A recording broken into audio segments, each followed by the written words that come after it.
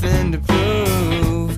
They leave the world with nothing to lose. Thanks for watching. I've got some exciting news to tell you, and also got some pretty cool stuff to show you. The exciting thing about week 5 is that I'm nearly halfway there.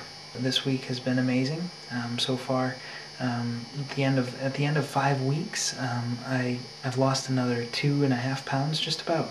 So that's really exciting, and I'm seeing a lot of cool changes just in the way my clothes are fitting, the way my I don't know, just the way I feel good. A lot of my pictures that I've seen of the before and after pictures they're looking really good as well. I'll show you a quick update on those here. You can take a peek for yourself. Alright, now although weight loss is only one of my goals, that goal's been going great so far. I started out at 265.2, and at the end of week 5 I weighed in at 252.5. That's a total loss of 12.7 pounds. And to put that into perspective, that means that I've lost 4.8% of my original body weight. I'm feeling great. I'm feeling more comfortable in my skin, which is awesome, and I just feel like my confidence level has just jumped through the roof, and I feel a lot more like myself. So if that's not enough to convince you to do Body for Life, if you're not doing it, then you know what? I don't know what to tell you. I feel wonderful, and for those that are skeptical about the program, if you've looked into it, it is hard. It's not easy. It takes time, and it takes a lot of planning and a lot of effort. But once you kind of make it through the first 3-4 weeks, you kind of go on autopilot. And right now I'm kind of feeling like I have to put a lot less effort into the planning and into thinking through about how my day is going to work. And I just go out and do it. I feel like my motivation's starting to kick in again. And a lot of that's just due to having a lot of people involved with this. So the people that watch this and comment on the videos, I really appreciate it, even if I've never met you. My friends that watch this, people that know me really well, I really appreciate your comments, because you know me better than anybody. And my sisters and mom and dad, yeah, thanks for the support. And of course, my lovely wife. She keeps things in order for me with the videos, and also helps me get my ass out of bed when I get lazy. I've got a short cooking segment here that I want to show you, and this is a recipe that I promised a few vlogs back, and I hope you enjoy it. Alright everybody, like I promised a couple weeks ago, this is a awesome recipe. Spinach and goat cheese with grilled chicken. So basically what's going on here, I've got a bunch of different ingredients out on the counter, and I'm going to be cooking these here kind of as we go. We got a fresh red onion, water chestnuts, button mushrooms. This is the spinach. I'm using an organic spinach today. And then chicken breast. And I've got a spinach pasta that I've been using, which has been really nice. And so what we're going to do is basically go through the steps of making this. I'm going to start out by cutting up my red onion, and this is probably the best way to slice this specific onion, is kind of finely slice it, dice it, whatever you like to do. Nothing real special, just about average size pieces. And that's going to go actually in with the spinach and the water chestnuts. Alright, next I'm going to cut up the water chestnuts, and probably anywhere between 4 to 6. I'm going to go ahead and do 6. That's 5.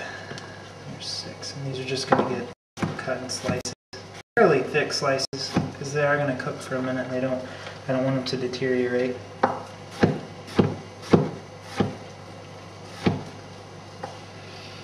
And this gives a little bit more texture and crunch to the spinach as we cook this.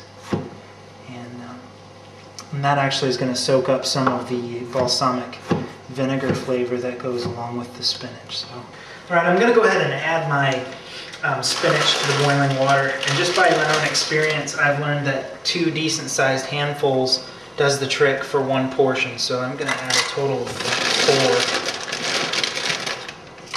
4. And on to more produce here. We're going to chop up some button mushrooms. And again, I like a lot of vegetables, so I'm slicing these through here. I'm going to do about 6 or 7 of these, and that seems to be the right amount for this recipe.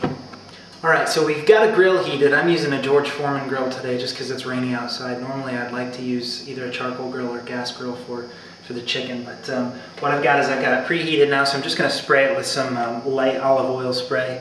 And you can either buy this at the store or you can actually make your own if you've got a little spray bottle. So. And then I'm just going to drill off 4 pieces of chicken. I'm just going to use 2 of them tonight with this recipe, but then I'll leave 2 over for something else because grilled chicken is so versatile.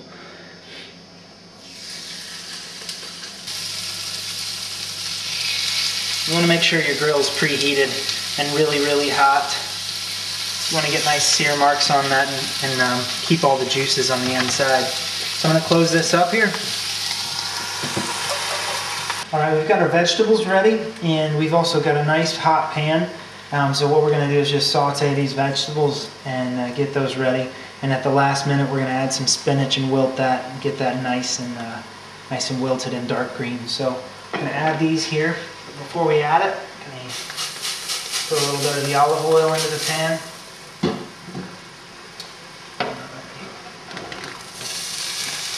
All at once. All these are pretty much going to cook at the same rate. Alright, so we've got our onions and mushrooms and water chestnuts, and they've kind of sauteed, they're cooked through. The onions are looking a little bit sweaty and translucent. So we're going to add here the spinach. Just going to toss as much as I can in here, and that'll actually cook down to a really small size. And the chicken's looking good. You've noticed that I haven't put any seasoning on this chicken. I've cut down a little bit on my salt intake, and I'm going to add balsamic vinegar to this just to give it a little bit more flavor. Alright, so we've wilted our spinach. As you can see, it's looking really nice. I've added a little bit of balsamic vinegar to this, probably about 2-3 tablespoons of it. My pasta's all done, and we've got our chicken here on the cutting board. Now that's resting for just about a minute or so. Basically, that's just going to cook a little bit longer as it sits. And at the same time, anytime you cook meat over a grill, you want to let it rest for about a minute or so. And just like any muscle, after you work it out, you want to let it rest. So that's what we're doing with the chicken. Presentation is an important part of serving any meal. The better it looks, the better it's going to taste.